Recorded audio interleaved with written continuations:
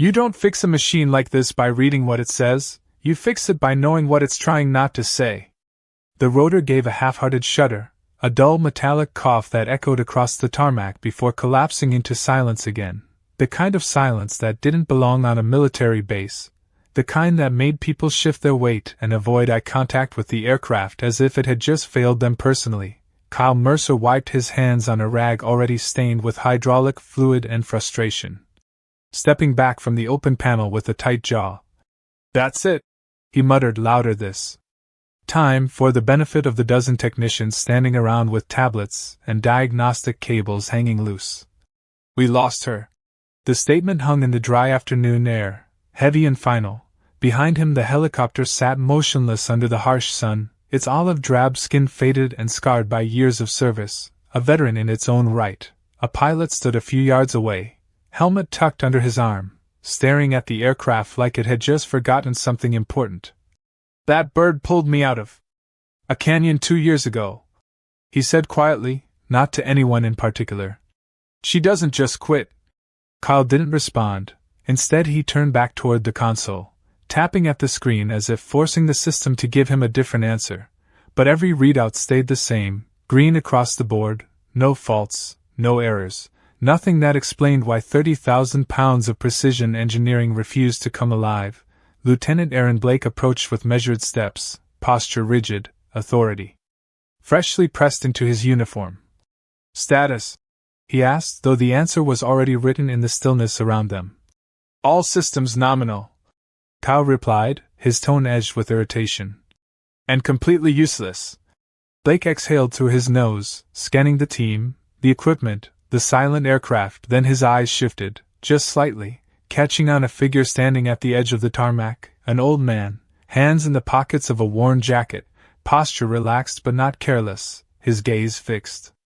Not on the people, but on the helicopter itself, as if the noise and movement around him didn't exist. "Who is that?" Blake asked, his voice low. Kyle glanced over his shoulder and scoffed. "No idea, probably wandered in from the museum." "A few of." The younger techs chuckled under their breath. The old man didn't react, didn't move, didn't acknowledge them at all. He just watched the aircraft with a quiet intensity that didn't match the casual dismissal around him. The wind shifted slightly, carrying the faint scent of heated metal and dust, the kind of smell that clung to machines that had seen more than manuals could explain. The old man tilted his head almost imperceptibly, as if listening for something buried beneath the silence. Kyle snapped his tablet shut with a sharp motion. "We've run every diagnostic twice," he said louder now, frustration bleeding into his voice. "There's nothing left to check." The lieutenant nodded once, already preparing to escalate the issue, to call it in, to move on. But behind them, unnoticed by most, the old man took a single step forward, slow, deliberate, his eyes never leaving the aircraft, as if somewhere beneath the layers of steel and circuitry, something was still speaking, and he was the only one who could hear it. Lieutenant Blake took a step toward the old man, his boots striking the concrete with controlled authority. "Sir, this is a restricted maintenance zone," he said, the word "sir" carrying none of the respect it usually implied. "I need you to step back behind the marked line." The old man did not immediately respond, his eyes still fixed on the helicopter, tracing the curve of the fuselage, the angle of the rotor mast, the subtle sag in the landing skid that no diagnostic system would ever flag. Kyle let out a short laugh, shaking his head as he leaned against the tool cart. "He probably thinks he can wish it back to life." A few technicians smirked, the tension breaking just enough for arrogance to slip in. The old man finally shifted his gaze, not to the lieutenant, not to Kyle, but to the open panel near the engine housing. "You ran the fuel flow check," he said quietly, his voice rough but steady. Blake frowned slightly, caught off guard by the calm certainty. "Of course we did," Kyle answered before the lieutenant could speak.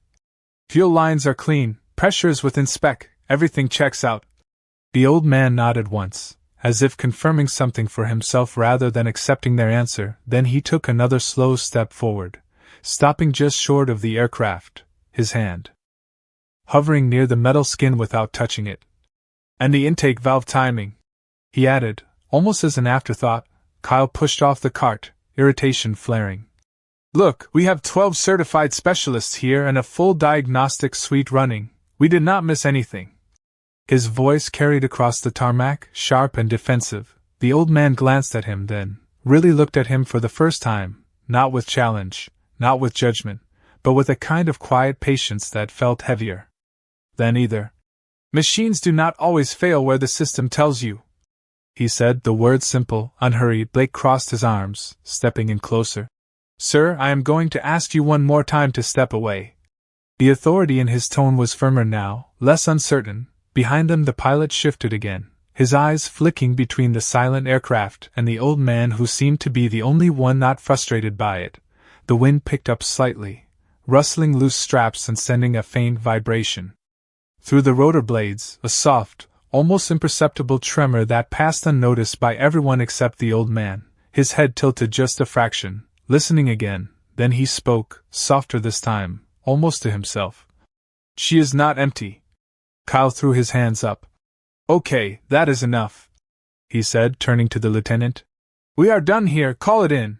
Get command to sign off on pulling this bird out of rotation. Blake nodded once, reaching for his radio, but before he could press the button, a younger airman standing near the edge of the group hesitated, his name tag reading Noah Pierce, his grip tightening slightly around the tablet in his hands. He had been watching the exchange in silence, but not with the same dismissal as the others. There was something in the way the old man spoke, something in the way he looked at the aircraft, that did not match the picture everyone else had already decided on. Noah glanced at the helicopter again, then back at the old man, a flicker of doubt crossing his face, subtle but undeniable, as if somewhere beneath the noise of certainty, a quieter voice was starting to be heard. Noah Pierce shifted his weight, the tablet in his hands suddenly feeling heavier than it should, his eyes moving between the old man and the helicopter as if trying to reconcile two completely different realities, one defined by data and procedure, the other by something he could not quite name. Lieutenant, he said carefully, his voice not loud but enough to cut through the low hum of frustration. Blake paused mid-motion with the radio, glancing back with a slight edge of impatience. What is it, Airman? Noah hesitated for just a fraction of a second, then spoke. Permission to run one more check. Kyle let out a sharp exhale, almost a laugh. We have already run every check there is, he said, turning toward Noah with a look that mixed disbelief and annoyance. Unless you have invented a new system in the last 5 minutes. Noah did not respond to the tone, his focus still on the aircraft. Not a system, sir, he said, choosing his words carefully. A manual verification. The phrase hung in the air, unfamiliar in a space dominated by screens and automated diagnostics. Kyle shook his head. That is not how this works anymore, he replied, gesturing toward the array of equipment. We trust the data. The old man's gaze shifted slightly toward Noah, not fully, just enough to acknowledge him, a subtle recognition that did not go unnoticed. Blake studied Noah for a moment, weighing the request against the situation, the pressure, the expectation to resolve the issue quickly and move on. You have 2 minutes, he said finally, lowering the radio but not putting it away. Make it count. Noah nodded once, stepping forward.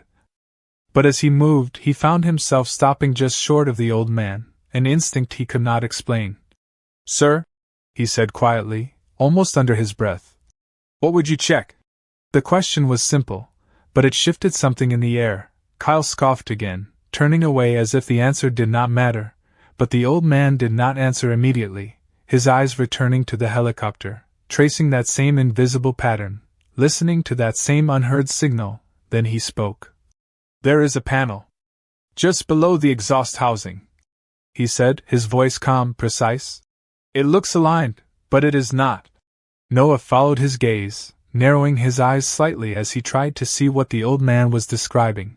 To everyone else it was just another sealed section, perfectly fitted, untouched.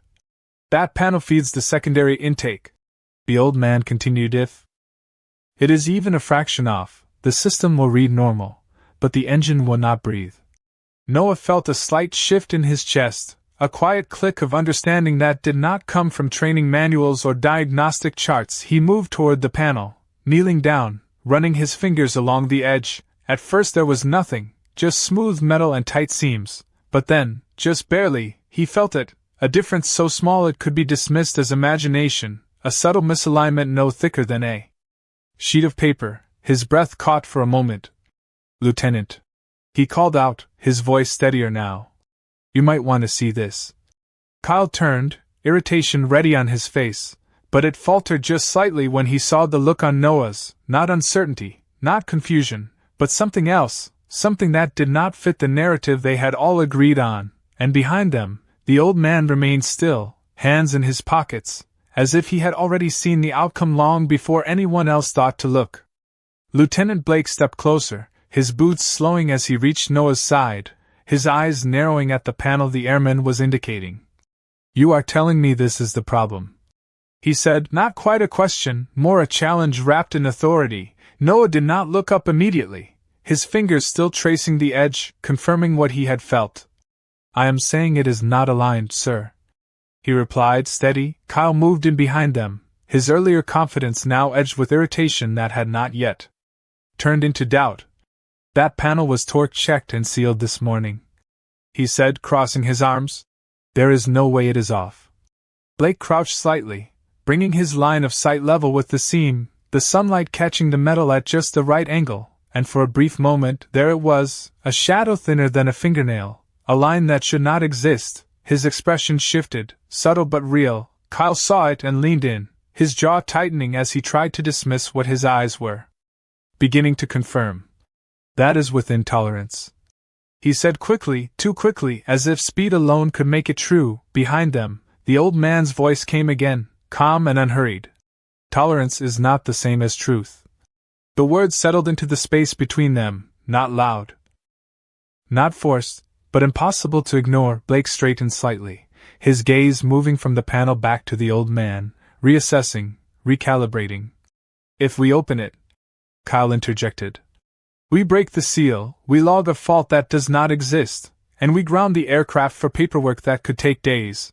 The frustration in his voice was no longer just technical, it was personal, a defensive process, of training, of everything that said he should already have the answer. Noah looked up then, meeting the lieutenant's eyes. "Sir, with respect, the aircraft is already grounded." The statement was simple, but it shifted the balance. Blake held his gaze for a moment, then looked back at the panel, then again at the old man who had not moved, who had not insisted, who had simply observed and spoken when necessary. "How did you see it?" Blake asked, the question directed at the old man now, not as a challenge, but as a genuine need to understand. The old man tilted his head slightly, as if considering how to answer something that did not fit neatly into words. "You do not see it," he said finally. "You listen for what is missing." Kyle let out a breath through his nose, but there was no humor in it this time, only tension. Blake made his decision in that silence, the kind of decision that separates routine from instinct.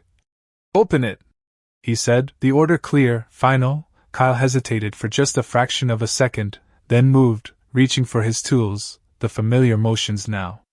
Carrying a weight they did not have before, the bolts came loose one by one, each turn of the wrench echoing slightly louder than it should in the quiet air. As the panel eased away, a faint shift in pressure followed, subtle but undeniable. Noah leaned in, eyes focused, and there it was, inside, a slight obstruction, a misaligned intake component that the system had never flagged because it technically still functioned, just not enough.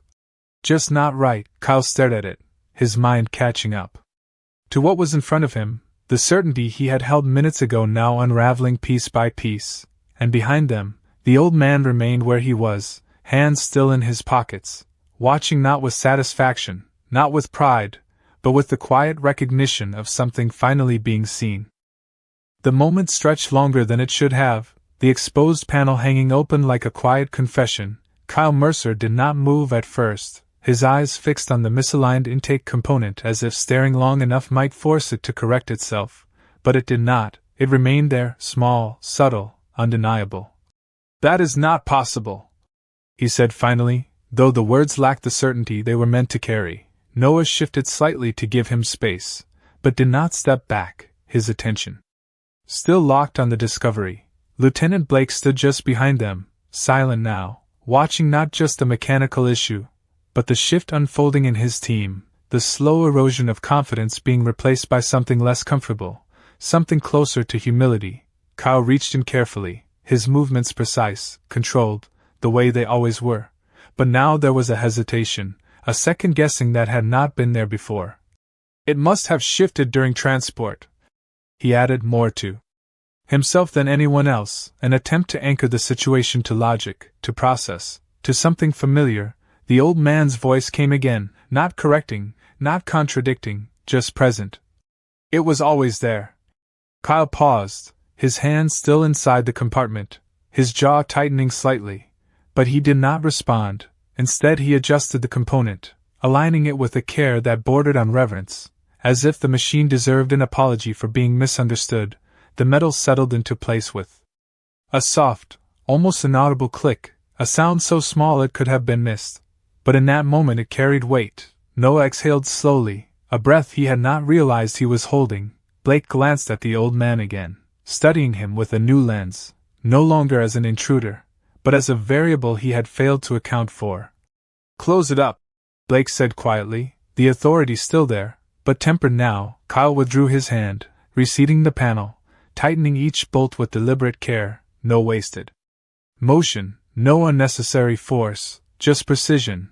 When he stepped back, he did not immediately reach for his tablet. Instead he looked at the aircraft, really looked at it, as if seeing it for the first time without the filter of data. "Run the start sequence," Blake ordered. Noah moved quickly, climbing into position, his fingers moving across the controls with practiced familiarity. But there was a difference now.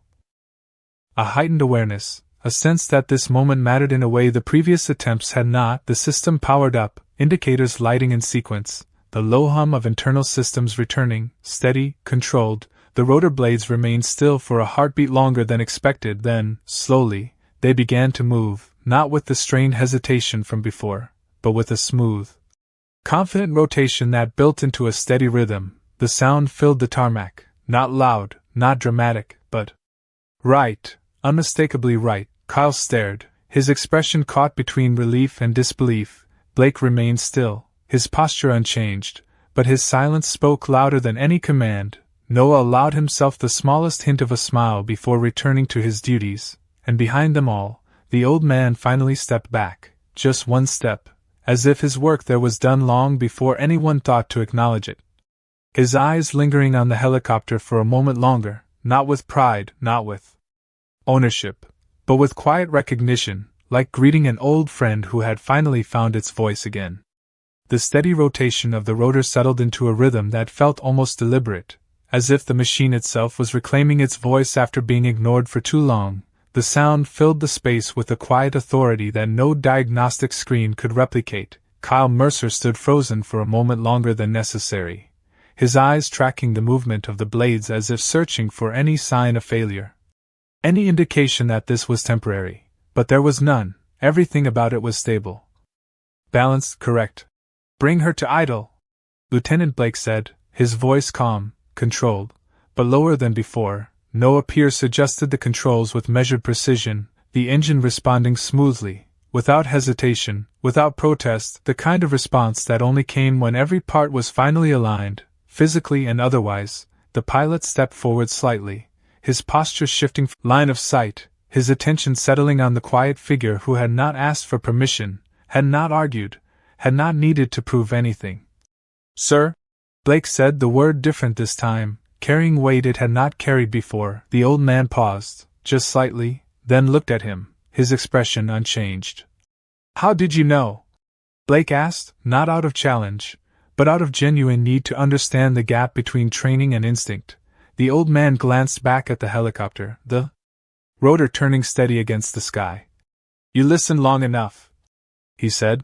"You start to hear what does not belong." Kyle let out a quiet breath, almost a laugh, but without humor. "We had every system telling us it was fine," he said, more to himself than anyone else. The old man nodded once. "Systems tell you what they are designed to measure," he replied, "not what they are missing." The words settled over the group, not as criticism, but as something heavier, something that could not be dismissed or filed away. Noah stepped down from the controls, his movements careful, respectful, as if the moment required it. He looked at the old man for a brief second, a silent acknowledgement passing between them, subtle but real. In the distance, the faint sound of an approaching vehicle began to cut through the steady hum of the engine, low at first, then growing. Blake's eyes shifted toward the edge of the tarmac.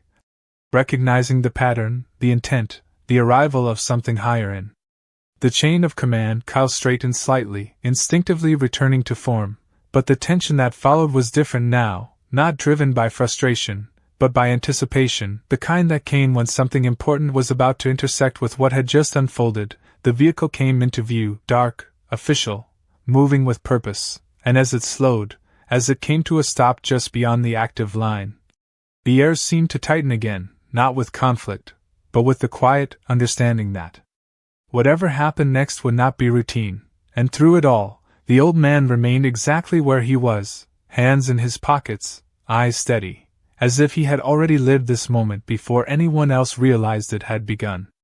The vehicle door opened with a quiet precision that matched the weight of the moment, and when the man stepped out, no one needed an introduction. General Vance moved with a calm, deliberate pace, his presence cutting through the noise of the running engine without raising his voice or quickening his stride. Conversations that had not even started seemed to stop before they could form. Lieutenant Blake straightened instinctively, his posture locking into form. "Sir?" he called out, stepping forward, but the general did not immediately respond. His eyes had already found the helicopter, watching the rotor turn with a steady, knowing gaze, as if confirming something rather than discovering it. Kyle Mercer followed that line of sight, tension returning to his shoulders, but different now, less defensive, more uncertain. The general approached the aircraft first, not the officers, not the technicians, his hand brushing lightly against the metal skin as he walked past, a brief contact that carried familiarity. Then he stopped, just short of the open maintenance area, his voice low but clear. "She is running clean?" It was not a question. Blake nodded once. "Yes, sir," he replied. "Issue resolved minutes ago." The general turned slightly, his attention shifting, not broadly across the team, but directly, precisely, toward the old man standing apart from the group.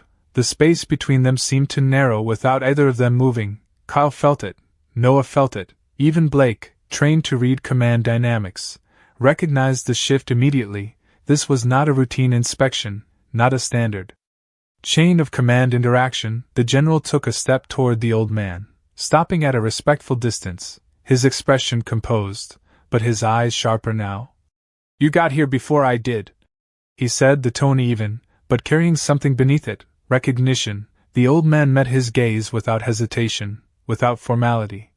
"Traffic was light," he replied, the simplicity of the answer almost out of place against the weight of the moment.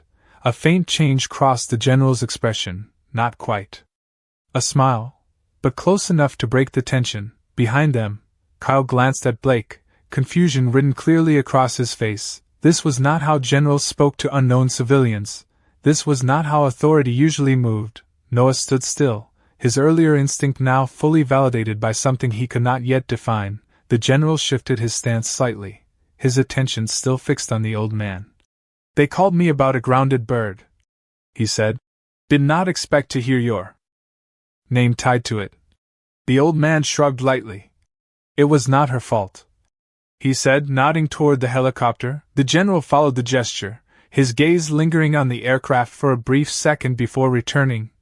"It never is," he replied. The exchange was quiet, measured, but it carried a depth that the others could feel without understanding. Blake took a small step forward, unable to hold back the need for clarity. "Sir," he began. "With respect, who is he?" The question hung in the air. Direct, necessary, and for the first time since his arrival, General Vance looked away from the old man and toward his team, his gaze moving across their faces, taking in the confusion, the uncertainty, the shift that had already begun. Then he answered, not loudly, not dramatically, but with a certainty that settled everything at once.